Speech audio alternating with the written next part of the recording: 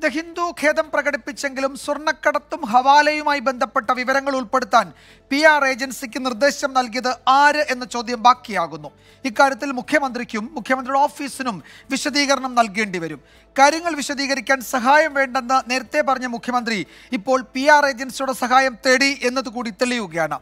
UAE മാധ്യമമായ Khaleej times നേരത്തെ മുഖ്യമന്ത്രിയുടെ അഭിമുഖം പ്രസിദ്ധീകരിച്ചപ്പോഴും ഇടനില നിന്നത് കൈസൺ എന്ന ഏജൻസിയായിരുന്നു. ദേശീയ പത്രമായ ദ ഹിന്ദുവിന്റെ പ്രതിനിധിയോട് 30 മിനിറ്റ് സംസാരിച്ചതിന് ശേഷവും ആരുടെ നിർദ്ദേശമനുസരിച്ചാണ് PR ഏജൻസി ചില ഭാഗങ്ങൾ കൂട്ടിച്ചേർക്കാൻ ആവശ്യപ്പെട്ടതെന്നാണ് കാതലായ ചോദ്യം. മുഖ്യമന്ത്രിയോ മുഖ്യമന്ത്രിയുടെ ഓഫീസോ അറിയാതെയാണോ PR ഏജൻസിയുടെ നിർദ്ദേശം? അറിയാതെയാണെങ്കിൽ മുഖ്യമന്ത്രിയുടെ ഓഫീസിന് ജാഗ്രത കുറവുണ്ടായെന്ന് സമ്മതിക്കേണ്ടി വരും. ഇനി PR ഏജൻസി സ്വന്തം നിലയ്ക്ക് ഉൾപ്പെടുത്തിയതാണെങ്കിലോ? അപ്പോഴും ചോദ്യം ചെയ്യപ്പെടുന്നത് മുഖ്യമന്ത്രിയുടെ ഓഫീസിന്റെ സൂക്ഷ്മത കുറവാണ്. ദേശീയ മാധ്യമത്തിൽ ഒരു സംസ്ഥാനത്തിന്റെ മുഖ്യമന്ത്രിയുടെ അഭിമുഖം വരാൻ PR ഏജൻസിയുടെ സഹായം വേണോ എന്നത് മറ്റൊരു ചോദ്യം.